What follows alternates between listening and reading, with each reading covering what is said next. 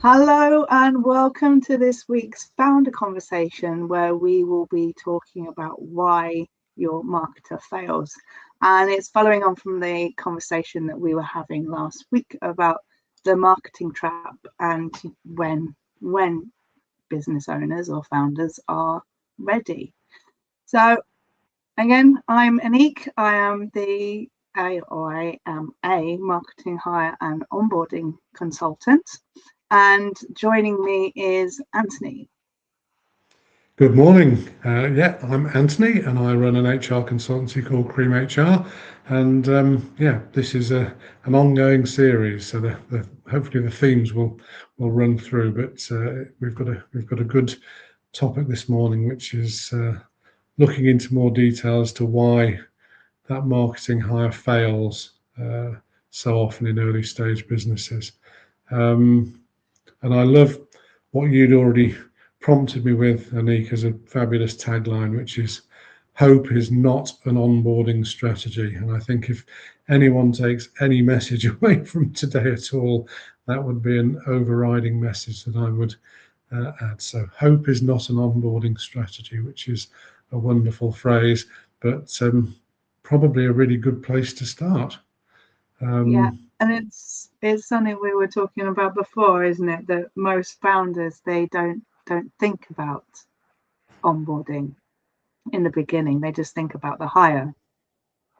Yeah, and it's all part of the same sort of fabulous energy that goes with being the founder and getting to the stage where you're starting to look for people, and particularly in the area of marketing when you've got a business that you're going to hire a marketing person. So it's that sort of excitement that goes with the decision that you've made to hire someone that the onboarding part is often left, well, very much till the last minute. But as you and I were speaking about earlier today, onboarding really starts with recruitment.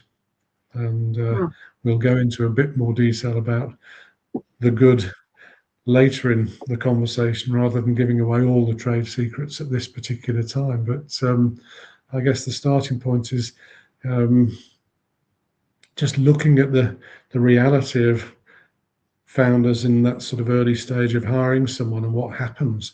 So, from my experience and yours, and we've discussed, there's a huge amount of excitement around the decision to have recruited a new marketing hire, and that often and very quickly leads to quite a lot of confusion, quite a lot of frustration, lots of stress, and we want to discuss why that happens and obviously how to avoid that.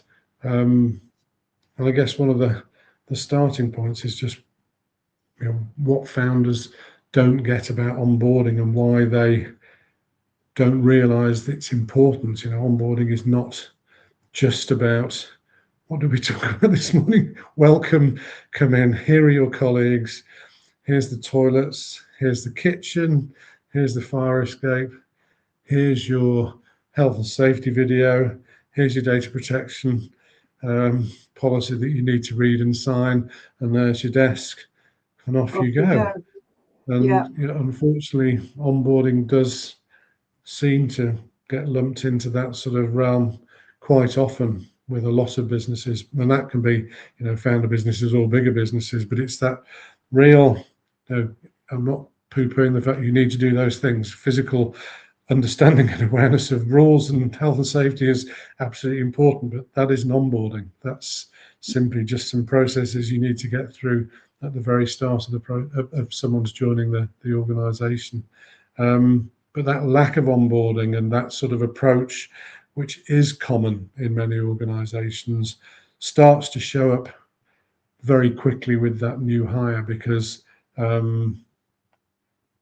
people, if you don't start with a real bit of clarity around expectations and goals and what someone's on, coming on to do, then you've got a real recipe for lots and lots of confusion, lots of stress, lots of activity, I would say. Would you yeah. agree with that in your experience? You get people are very busy. Lots of activity. I mean, it's like it just echoes the story I was telling last week when we were talking about the marketing hire trap, where the founder onboarded somebody, and it was a 2-hour meeting. Here's a spreadsheet of who's in the business, and here's a spreadsheet of X, Y, Z.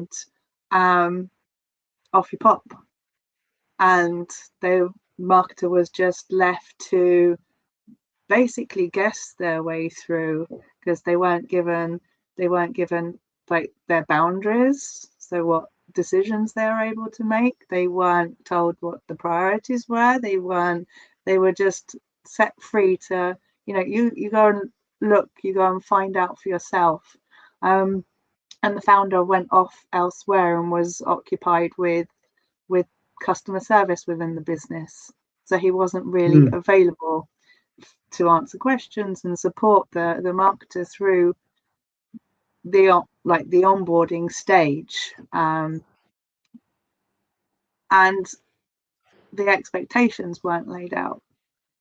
And because the expectations weren't laid out and they weren't communicated, the market didn't hit them, obviously, because you can't hit expectations that you don't understand.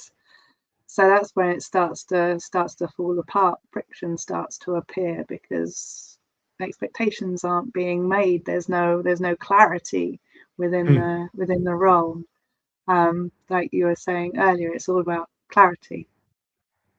It is, and that's what the onboarding process does is all about. start. It is. It's not an admin process. Onboarding is a really vital part of supporting someone's ability to perform in the role. And actually going right back to the start of our founder conversations, it's that piece of, real clarity of understanding what you're looking for. So that recruitment process should be absolutely from that starting point. That's part of onboarding. If I know what we're looking for, then we're assessing candidates effectively against that, so we know what we're looking for, and we discuss with the candidates their strengths and where they fit in.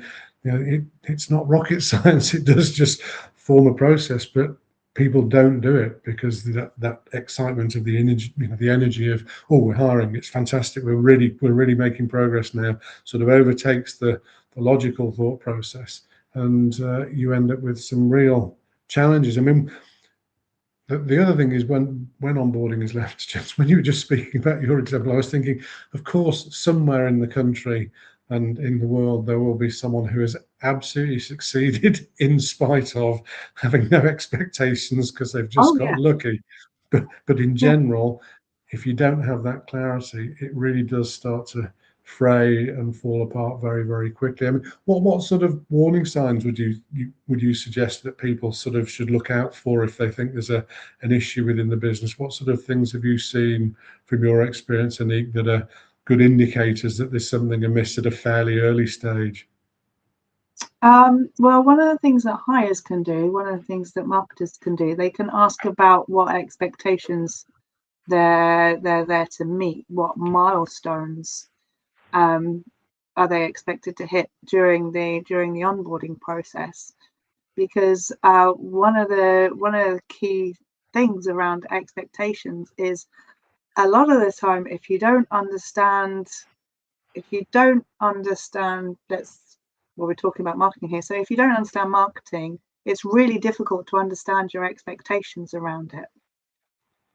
It's a little bit like going to a film that you've not heard anything about. You don't really have any expectations around it, or you don't think you have until you get there. And then you might walk out the film and just thought, well, that was a little bit rubbish. I wasn't expecting that. But before you went in, you didn't know you actually had any expectations. So when you're taking on a new hire, if you don't quite understand what the new hire's job is, then it's really difficult for you to understand what your expectations are about it. I was with a client a few weeks ago. It was last week actually. I was trying a new structure to the service that I delivered, and we were going through expectations and milestones and like really developing the foundations and the environment for their new marketer. And at the end of the session, they're just like, wow, I didn't realize I had so many expectations around this. And I was like, no, it's really easy not to, because if you don't quite understand it, then you don't quite understand your expectations. So it's about trying to get to the core of it, and then understanding like the best way of communicating expectations as they come up as well, because they will come up during the onboarding process.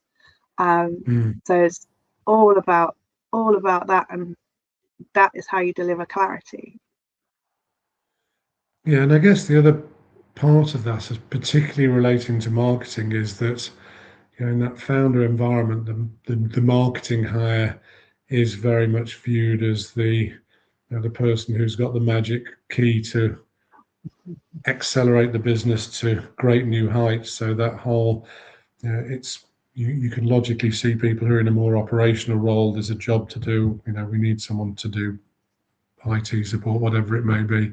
But the marketer is coming in as this, almost a magician who is going to now transform this wonderful baby of ours into a massive success story that we can all enjoy for the rest of our lives. So there's a really interesting sort of unwritten pressure that's in that environment as well, which again is just going to, if it's not well used that time, it's not going to work. So that, and there's a few things to consider. So that early stage of someone's onboarding, the first 30, 60, 90 days are so important, because it does set that platform. And as an aside, which you and I haven't discussed, but it's probably sensible to throw in now, because obviously the other side of this is when you're recruiting someone new, they have a probationary period, and you should assess that sensibly performance-wise, because the law changes on the employment law rights and people getting their unfair dismissal rights a lot more quickly from July the 1st this year is when it effectively takes effect for employees. Then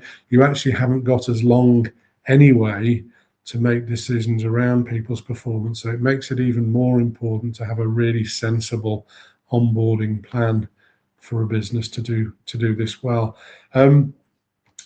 Maybe let's look at some of the places where it does break down. We've sort of touched on a few, and I think one of the biggest ones straight away to me is you've already touched on the expectation gaps, if you like. There's probably, if there's no clarity, there'll be, the founder has the expectation of, this is the person who's going to accelerate us to superstardom, and the new employee will have completely different expectations, perhaps in terms of what they're thinking they're expected to do.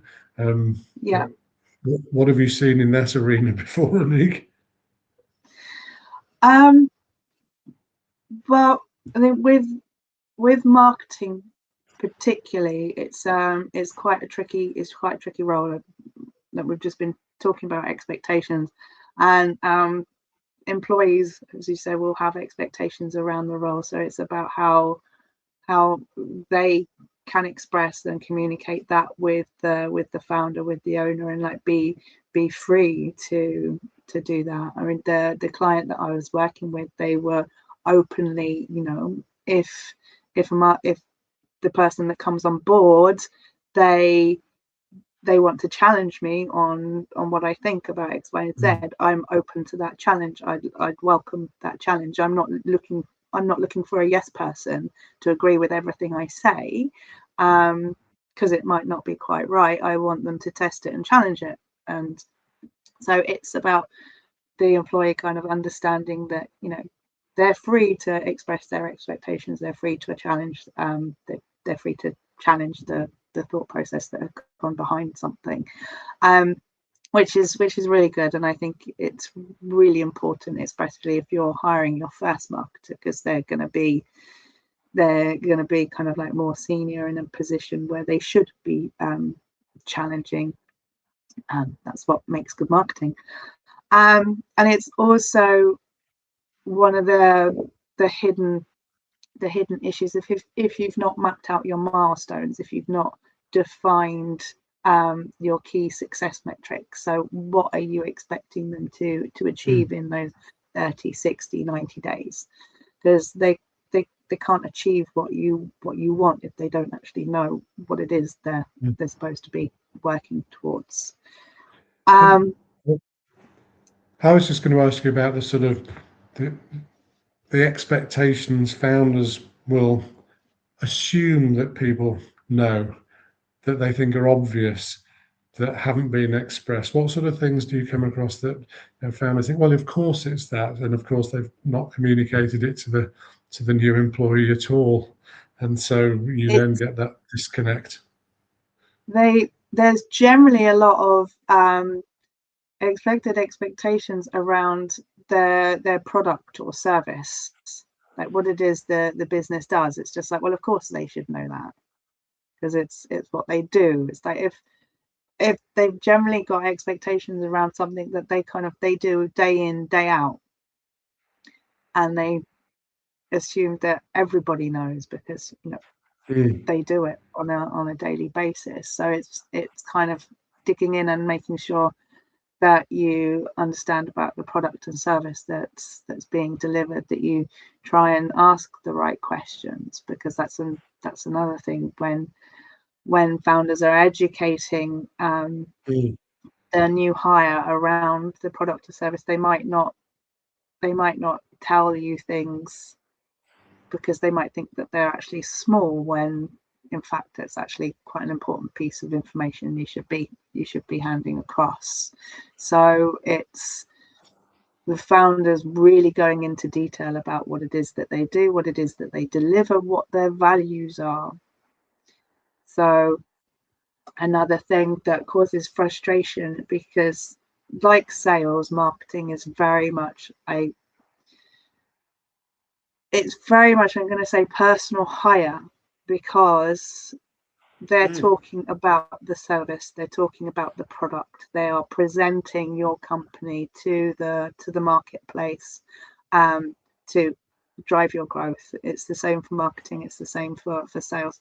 So they need to understand the personality, the values, the tone of voice, how the founder wants it developed, wants it delivered. Because if they don't quite get that right, then frustration is going to occur. I ran a lunch and learn a couple of months ago.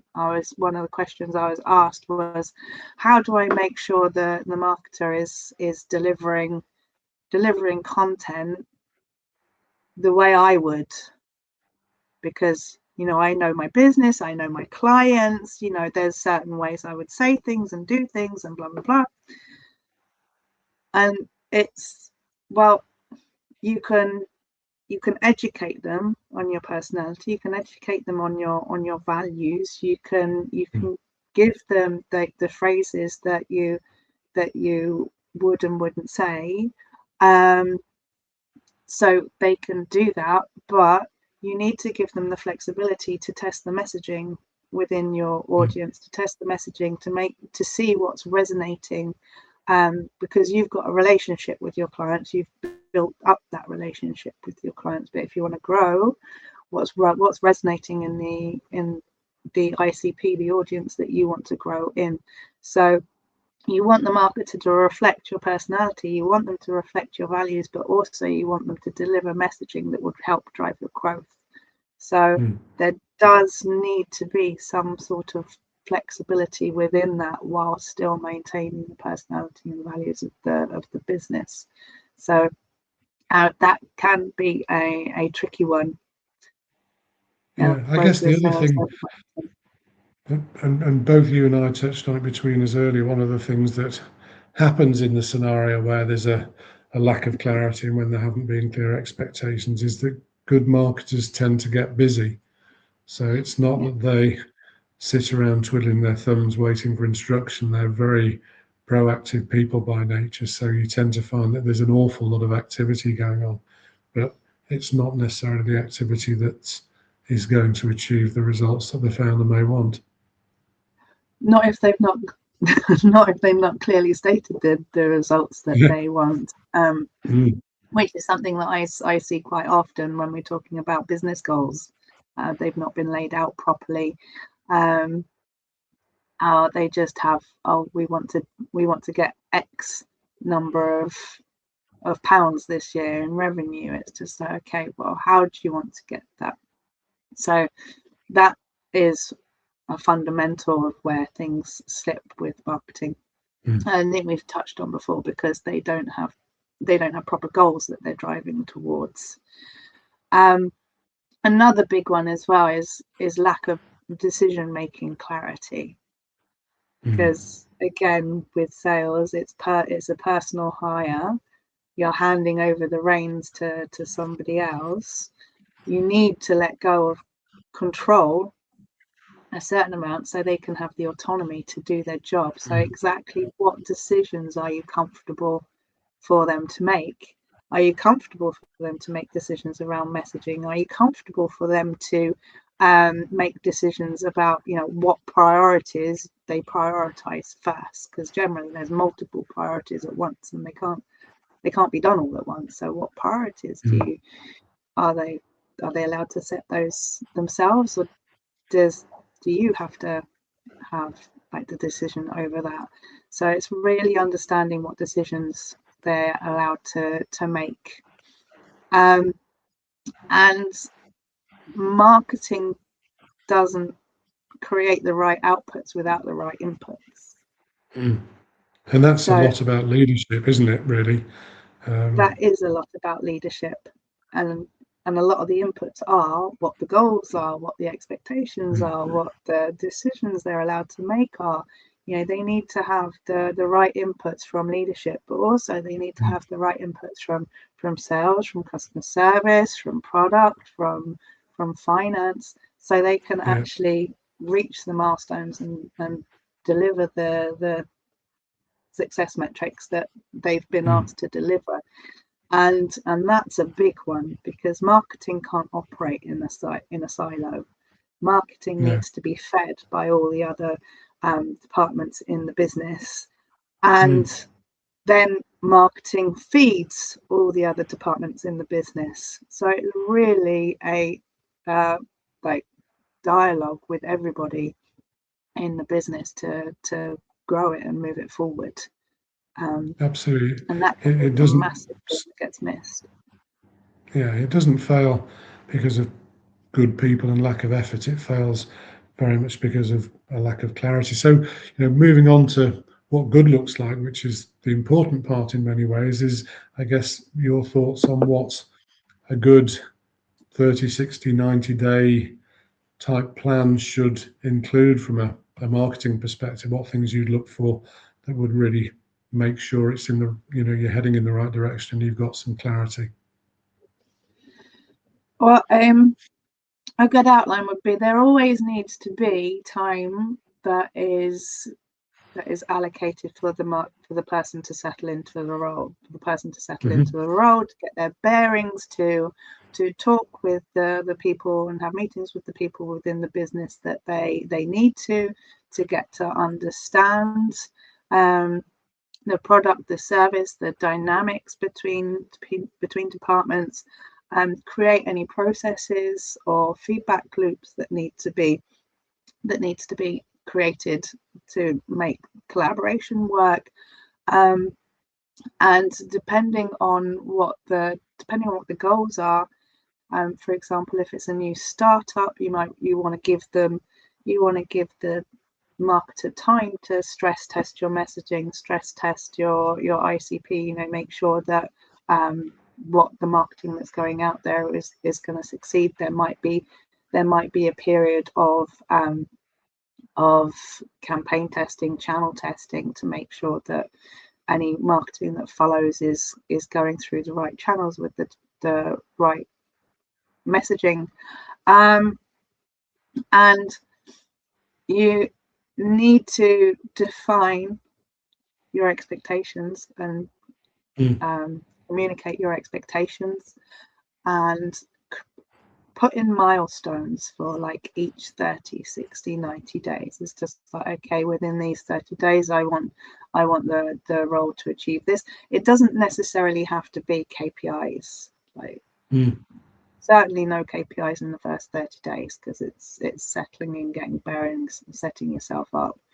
But the milestones could be something like get to know everybody, look at messaging, look at channels, look at this, like first 30 days, next 60 days, we want you to do this, and the milestones is this. So like really have real clarity about the milestones that you want that marketer to achieve. And I was also going to say, sorry, I was just going to say, of course, that needs to be planned in advance as well. This isn't something that happens on day one. You don't come in on day one and go, oh, now we need, this is the whole point of this, is really having a plan, really being clear on everything well before. So again, it fits into the hiring process. If you know what you're looking for and you know what the role involves, this is really around finding the person who's going to be right for those tasks and to achieve those goals, and then having a really clear plan from day one. And as you say, being reasonable, KPIs in month one for a new starter, no, but having a good plan for really understanding and being able to absorb the business and really immerse themselves in the organisation at that early stage. But I mean, what would you say good looks like at maybe 3 months, so sort of 90 days in? What sort of things would you look for to know that it's going in the right direction? As a founder, the messaging testing should have been done, campaign testing, channel testing, all this, and they should start to see the growth pick up. By the end of the 90 days, growth should be growing, unless there's something dramatic that's going on in the environment, like the big orange baby at the moment that might upset trading conditions that are completely out of the marketer's control. Then that's out of their control. But by the end of the 30, 60, 90 days, as long as expectations had been clearly communicated and as long as there was clarity in the role, then the founder should see the growth growing in the right direction, and he should feel happy. I mean, this is that we go from gut feeling, should be happy and comfortable that they've hired the right person. Yeah. And what sort of inputs does the marketing person need to make sure they can perform at the level required? What sort of things would you must-haves, if you like, at that early stage? The early stage, they must have input from leadership. So whether that's the founder, whether that's whether it's the CEO or whatever, it needs inputs from leadership. So they need to understand their goals, their priorities, the milestones, and everything which is generally set by them. They need to have access to the founder during the 30, 60, 90 days, because there's going to be questions that come up. There's going to be expectations that come up on both sides during those 30, 60, 90 days. So they're going to need to have like regular check-ins, whether the founder wants to schedule those check-ins or whether the founder is open to the marketer, like scheduling the check-ins as and when they need to be available. They can't just hire the marketer and run off and concentrate on something else.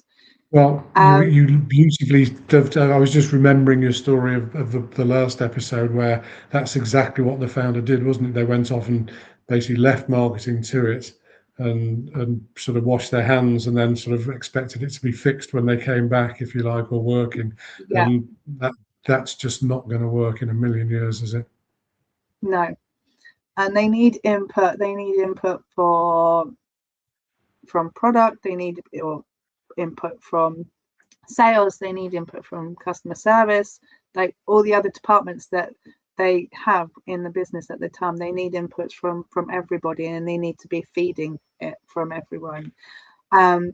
Because sales will have key information about clients which marketing can use to create messaging, to create successful campaigns, and vice versa. Sales will have requirements that they need from marketing to help support them. through the sales process, through if there's an onboarding process, through creating lifetime value and future sales from that client. So sales will need input from them, and marketing will need input from sales. And it's the same with customer service. If you want to nurture existing customers, you'll need the feedback from customer service to find out what's going on and what the client's concerns are and what their needs are. And then vice versa, customer service will need support from marketing to help them retain clients and create lifetime value. So all the departments need to be inputting into marketing for various different reasons. And really importantly, if you want to drive business growth, if there's like certain product streams or service streams that you want to drive business growth through in like different economic areas, then you need to have feedback loops between marketing and finance. So finance can say, oh well, the sales in this product stream is dropping in the APAC region. We're going to need to support that. Or the sales in this product are dropping in the UK. We're going to need to support that. So marketing needs like constant feedback loops with finance, so they can make sure that they're driving the growth through the revenue streams that have been defined in the business goals. So from everybody.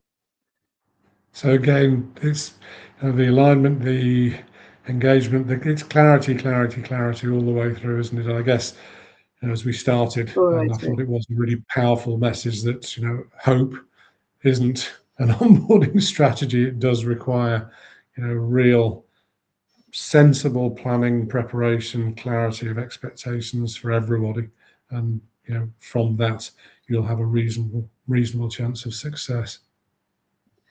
Yeah, clarity, alignment, expectations. Absolutely. 100%. Well, that's it for this week. Is there anything else you wanted to add, Anthony? No, I mean, it's such an important topic, and I know you and I could go on for a very long time, but it's hopefully it's valuable and people are enjoying this. But I think there's nothing more to add to this week's, and thanks again to you, Anik, for sharing some of your wonderful knowledge and insights. And thank you. And the next topic we'll be talking about is the AI delusion in startups. So we'll be talking all about AI, and that will be coming to you in 3 weeks' time. Brilliant. Great to talk to you, Anthony. Great to see everybody joining our live. And we will see you next time. Great to see you too, Anik. Thank you very much, and see you all soon.